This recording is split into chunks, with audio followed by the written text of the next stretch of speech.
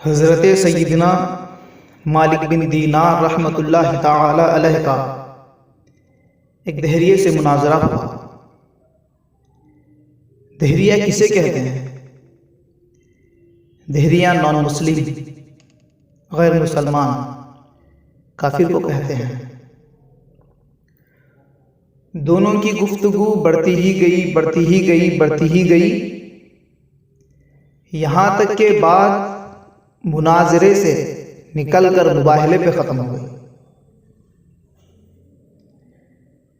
دونوں کے ہاتھوں کو باندھا جائے اور دونوں کے ہاتھوں کو ایک ساتھ آگ میں داخل کر دیا جائے، دیکھتے ہیں کہ کس کے ہاتھ کو آگ جلاتی ہے اور کس کے ہاتھ کو آگ نہیں جلائے گی۔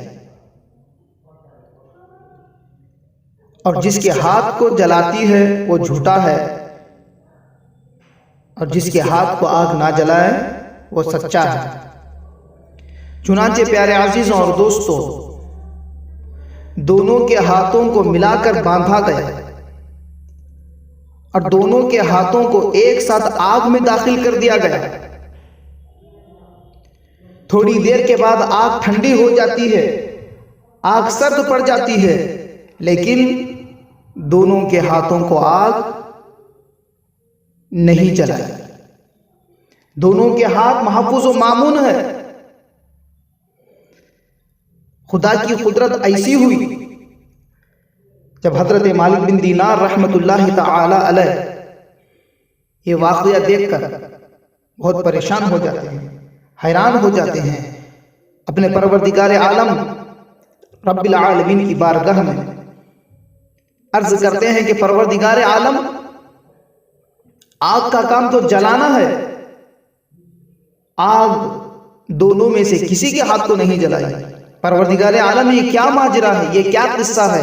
تو پیارے عزیزوں اور دوستوں، غیب سے آواز آتی ہے کہ اے مالک بن دینار رحمت اللہ تعالی علیہ، لوگ تمہارے ہاتھ کے ساتھ ساتھ اس دہریے کے ہاتھ کو بھی باندھے تھے، لوگ تمہارے ہاتھ کے ساتھ ساتھ اس دہریے کے ہاتھ کو بھی باندھے تھے، اور تمہارے ہاتھ کے ساتھ ساتھ آگ میں اس دہریے کے ہاتھ کو بھی داخل کرے تھے۔ اے مالک بن دینار، تمہارے ہاتھ سے جو بھی چیز لگ جاتی ہے ہم اس کو بھی نہیں جلائیں گے۔ اے مالک بن دینار، تمہارے ہاتھ سے جو بھی چیز لگ جاتی ہے ہم اس کو بھی نہیں جلائیں گے۔ اے مالک بن دینار رحمت اللہ تعالی علیہ، اس دہریے کا ہاتھ اگر جلنے سے محفوظ ہے، وہ تمہاری ہاتھ کے برکت سے محفوظ ہے، وہ تمہاری ہاتھ کے برکت سے محفوظ ہے۔ اے مالک بن دینار، علیحدہ علیحدہ اپنے ہاتھوں کو آگ میں داخل کرو، پھر دیکھو تماشا کیا ہوتا ہے۔ پیارے عزیزوں اور دوستوں، دونوں کے ہاتھوں کو علیحدہ علیحدہ پھر آگ میں داخل کر دیا گیا۔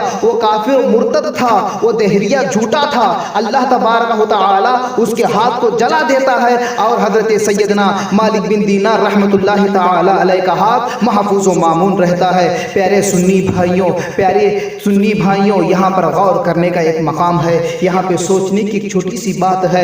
پیارے عزیزوں اور دوستوں، کچھ لوگ کہتے ہیں اولیاء اللہ کے درگاہوں پہ جانا شرک ہے، اولیاء اللہ سے مدد مانگنا شرک ہے، اولیاء اللہ کے درگاہوں پہ جانا شرک ہے، اولیاء اللہ سے مدد مانگنا شرک ہے، یہ بدعت ہے، یہ گمراہی ہے، یہ جہنم میں لے جانے والا عمل ہے۔ پیارے عزیزوں اور دوستوں، میں یہ کہنا چاہتا ہوں، سب سے پہلے حقیقت میں یہ تو بڑے مشرک ہیں، یہ تو بڑے مشرک ہیں، ان سے بڑا مشرک کوئی بھی نہیں ہے، ان سے بڑا جھوٹا کوئی بھی نہیں ہے، ان کا راستہ جہنم کا راستہ ہے، ان کے پاس جانا یہ بدعت ہے، ان کی باتیں سننا یہ بدعت ہے، یہ گمراہی ہے۔ پیارے عزیزوں اور دوستوں، ان کے ساتھ چلنا یہ جہنم میں جانے کا راستہ ہے، ان کے ساتھ میں جانا یہ جہنم میں جانے کا راستہ ہے، ان کے ساتھ رہنا یہ جہنم میں جانے والا عمل ہے۔ پیارے عزیزوں اور دوستوں، جب یہ کافر ہو کر اللہ کے ولی کے ہاتھ لگ جاتا ہے تو وہ جلنے سے محفوظ و مامون رہ جاتا ہے جب کوئی سنی مسلمان